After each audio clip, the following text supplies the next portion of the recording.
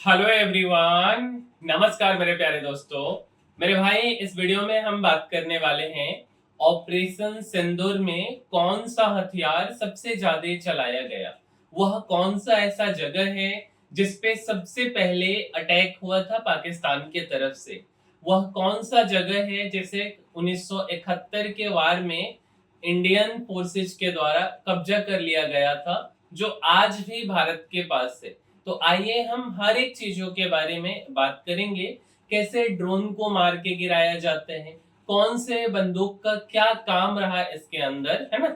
हर एक चीजों का डिस्कस करते हैं। सबसे पहले मेरे भाई, अगर आप इस वीडियो को देखो तो ये देखो, जम्मू कश्मीर में बेसिकली पुंछ डिस्ट्रिक्ट की हम बात कर रहे हैं, ठीक है। काफी सुंदर सा प्यारा सा डिस्ट्रिक्ट है और यहाँ से एलओसी लाइन ऑफ कंट्रोल काफी नजदीक है। और जो है, आप देख सकते हो कि ये वहां का शहर है, बेसिकली पूंछ का शहर है, ठीक है। और लाइन ऑफ कंट्रोल यहाँ से बिल्कुल नजदीक है। और अगर आप देखेंगे तो जब हमारी सेना का पाकिस्तानी सोल्जर से सामना नहीं कर पाए तो सिविलियंस का, वहां पूंछ शहर के जो सिविलियंस हैं उनके घर को तबाह किया गया, उनको मार दिया गया। आप देख सकते हो कि घर का किस तरीके से हाल बना दिया गया ये, ठीक है। अब देखो मतलब किस तरीके से इसमें काफी लोग की मतलब डेथ भी हुई है। अगर हम गाड़ी की बात करें तो देखो ये गाड़ी का हाल है कि किस तरीके से इस व्हीकल के ऊपर फायरिंग किया गया है। ये बाइक है पूरा जल करके खत्म हो गया है। इस तरीके के सेल से जो है उधर से फायरिंग हुआ है और इस तरीके से हमारे सेना के जवान जो है वो मतलब काउंटर फायर कर रहे हैं। तो आप सबसे पहले हम आपको इसके बारे में दिखाएंगे, ये जो बेसिकली सेल है ये क्या होते हैं एक्चुअल में, है ना। इसको हम लोड कैसे करते हैं गन के अंदर, फिर इसका पोजीशन कैसे लेते हैं और फिर उसके बाद फायर कैसे करते हैं। तो जैसे आप देखोगे तो ये जो गन के बारे में हमने बताया, यह फील्ड गन है, ठीक है। जैसे नॉर्मल गन अगर हो तो उसको चलाने के लिए कितने लोगों की जरूरत होती, मेरे भाई एक लोगों, है ना। लेकिन फील्ड गन एक लोग के द्वारा नहीं चलता है, इनके गन डेट होते हैं या हम इनको टीममेट बोल सकते हैं। कितने लोग हैं, एक दो तीन चार पांच और छह। मीन्स इस गन को चलाने के लिए छह लोगों का जरूरत पड़ता है। सबसे पहले इन्हें डेटा आता है, जो भी इनका कमांड सेंटर होता है, जहां से कि कहाँ पे हमको फायर करना है। कमांड सेंटर से जब डेटा आएगा तब क्या करेंगे, या यहाँ पे इस डेटा को सेट करेंगे, डेटा फीड कराएंगे कि भाई इस जगह पे हमें फायरिंग करनी है। उसके बाद गन का ओरिएंटेशन होगा, ये देखिए गन को ओरिएंट कर रहे हैं, ठीक है। इसके बाद इसके अंदर लोडिंग होगा, बेसिकली सेल का लोडिंग, है ना। और सेल के लोडिंग के बाद में टारगेट यहाँ पे लॉक तो हो ही चुका है, इसके बाद फिर जाकर के फायर कर देंगे। तो इस तरीके से ये गन को चलाया जाता है। और ये वाला सेल है, काफी ये खतरनाक है। अगर आप इसके आगे देखोगे ना तो वो यहाँ पे लगा होता है, आपका सेंसर लगा हुआ होता है, ठीक है। आगे हम बताएंगे अभी। और यहाँ पे सेंसर लगा होता है और ये ना स्टील या स्टील का बोल लो या आप मेटल का बोल लो, उसका होता है। फिर यहाँ पे आप देखोगे तो ये गियर है, बेसिकली जैसे गाड़ी का गियर होता है ना, उसी तरीके से ये गियर होता है। इस गियर को लगाते हैं और फिर जाकर के फायर कर देते हैं। और ये जहाँ पे ये गन रखा हुआ होता है इसको हम गन पिट बोलते हैं। क्या बोलते हैं मेरे भाई, गन पिट बोलते हैं। और अगर आप इसको देखोगे ना तो बेसिकली एंटी सील्डिंग सेलिंग सील्ड है। मतलब क्या हुआ कि अगर दुश्मन के तरफ से फायरिंग होगा तो ये इसका कुछ नहीं बिगड़ सकता है, मतलब एक तरह से प्रोटेक्टिव है, ठीक है। और ये जो है ना, ये वाला आप जो देख रहे हो ये ओवरहेड प्रोटेक्शन है। मतलब ऐसा नहीं कि इसके ऊपर फायर कर दिया तो इधर से फायरिंग रुक जाएगा, ऐसा नहीं होता है, ठीक है। क्योंकि इसको कोई प्रभाव नहीं पड़ेगा। उसके बाद हम इसको बोलते हैं आर्टिलरी सेल। ये जो आप देख रहे हो ना, इसको आर्टिलरी सेल बोलते हैं। और ये जो है मेरे भाई आर्टिलरी कार्ट्रिज बोलते हैं इसको, ठीक है। अब आप इस सेल को देखोगे तो इस सेल के अंदर में क्या होता है, टीएनटी कंटेंट्स होता है। अब अगर 11 12th में केमिस्ट्री पढ़े हो तो वहां पे पढ़ाया जाता है।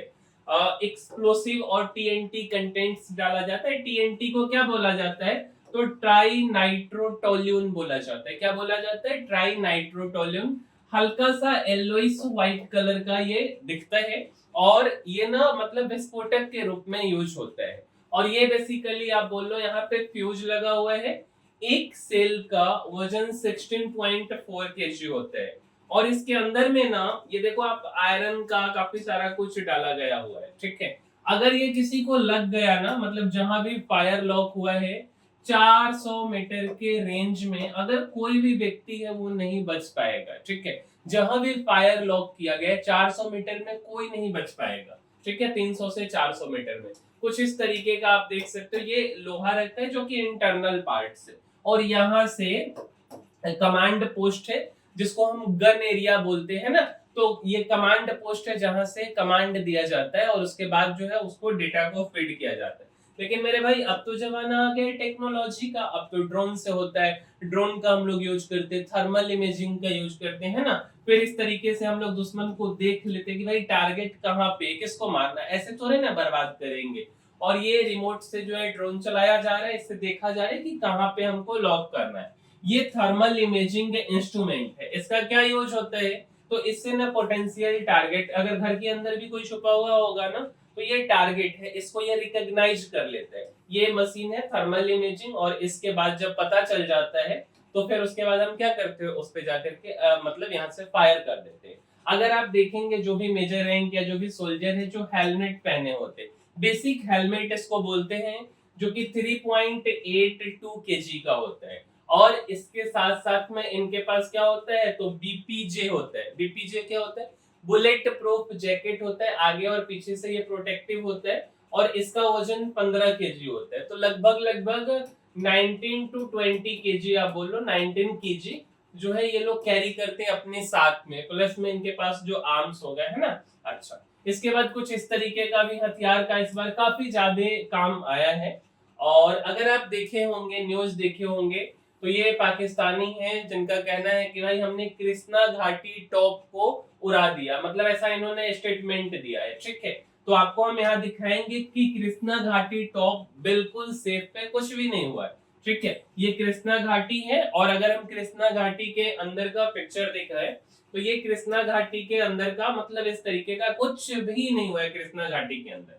और दूसरा जो जगह है मेरे भाई जहां सबसे पहले फायरिंग हुआ, वह है नंगी तेरी। अब नंगी तेरी वो जगह है ना जिसे 1971 के वार में पाकिस्तान, मतलब उससे पहले ना नंगी तेरी पाकिस्तान का होता था, ठीक है। लेकिन 1971 का जब वार हुआ तो उसमें इंडियन आर्मी ने इसे कैप्चर कर लिया। यही जगह है नंगी तेरी। काफी ज्यादा इसके बारे में आप सुने भी होंगे, ठीक है। और यहाँ से एकदम बहुत कड़े तरीके से निगरानी रखा जाता है। सबसे पहले जो है ना यहीं पे फायरिंग हुआ था। और अगर आप देखोगे तो ये तो ड्रोन हो गया, काफी जमाना बदल गया है। इनके हाथ में देखो ये ड्रोन गन है। ड्रोन गन का काम क्या होता है कि इसका ना जो बेसिकली रेडियो सिग्नल का यूज किया जाता है, और रेडियो सिग्नल का यूज करके जहां से इसका फ्रीक्वेंसी मिल रहा होता है ना, उस फ्रीक्वेंसी को लॉक कर दिया जाता है।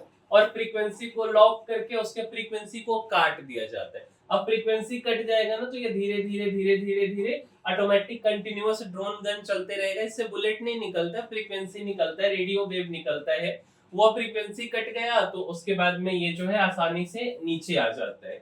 इसके बाद जो है इंडियन आर्मी के पास में काफी छोटा छोटा ड्रोन भी है, जिसको हम पॉकेट साइज ड्रोन बोलते हैं। जिसको आप बोलते हैं ना, ऐसे बोल सकते हो, और छोटा पैकेट बड़ा धमाका आप बोल लो, है ना, पॉकेट साइज ड्रोन है, तो उसका यूज किया जाता है। इसके बाद आपने काफी ज्यादा सुना होगा एयर डिफेंस सिस्टम के बारे में, है ना। जो एयर डिफेंस सिस्टम होता है बेसिकली ये है आपका air defence system. Ashok Leyland company का नाम सुने होंगे आप, ठीक है। तो अशोक लेलैंड का जो गाड़ी है इसके ऊपर ये एयर डिफेंस सिस्टम लगाया गया। इसका क्या काम है कि एलओसी से जैसे ही कोई ड्रोन या कोई भी चीज मतलब वहां से निकलेगा, तो मतलब उड़ना शुरू होगा, एक बार में ये अगर 50 हो 100 हो पूरे को आइडेंटिफाई कर लेगा। और यहाँ से ये सॉफ्ट टारगेट और हार्ड टारगेट दोनों को लॉक कर लेता है। सॉफ्ट टारगेट को भी और हार्ड टारगेट को। जैसे ही ये हमारे सीमा में प्रवेश करेगा इसको किल कर दिया जाएगा, कहानी खत्म।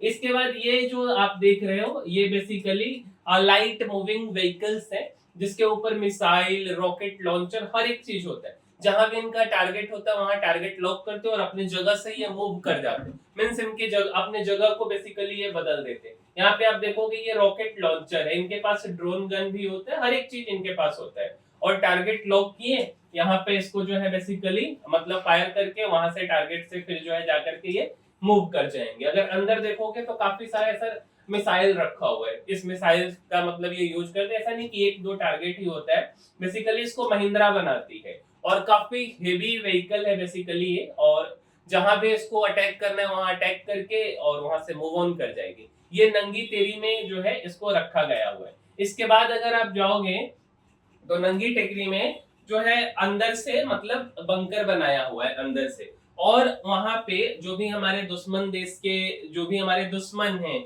वहां के जो कमांडिंग ऑफिसर हैं, उनका जो है वहां पे फोटो लगाया जाता है कि भाई यही हमारा दुश्मन है और इसी को तो हमें जो है कहानी खत्म करना है, किल करना है, जब वार होता उस टाइम पे, है ना। इसके बाद आप ये जो गन देख रहे हो ना, 1 मिनट में मेरे भाई 1 मिनट में करीब करीब 2000 बुलेट फायर करता है, 1000 से 2000, ठीक है मेरे भाई, 1000 से 2000 बुलेट 1 मिनट में फायर करता है। कुछ इस तरीके से बुलेट इसके अंदर जाते रहते हैं और यहाँ पे फायर होते रहते हैं 3 दिन तक इससे बुलेट जो है कि फायर होते रह गया था, ठीक है। 3 दिनों तक इससे गोली जो है चलते रह गया था। तो इस तरीके से ऑपरेशन सिंदूर हुआ, है ना। तो मेरे भाई इस वीडियो में हमने आपको किस कौन कौन से हथियार का यूज हुआ है उसमें से कुछ के बारे में हमने आपको बताया। 1971 के बारे में कैसे इंडियन आर्मी कौन सी जगह को कैप्चर कर लिया उसके बारे में बताया, है ना। और अगर आपको हमारा यह वीडियो पसंद आया है, अच्छा लगा है, कुछ इंफॉर्मेटिव कंटेंट अगर हम आप तक पहुंचा पाए हैं, तो इस वीडियो को लाइक जरूर कीजिएगा, शेयर भी कीजिए और चैनल को सब्सक्राइब भी कीजिए। मिलेंगे हम किसी अगले वीडियो में। इस वीडियो में इतना ही, तब तक के लिए धन्यवाद।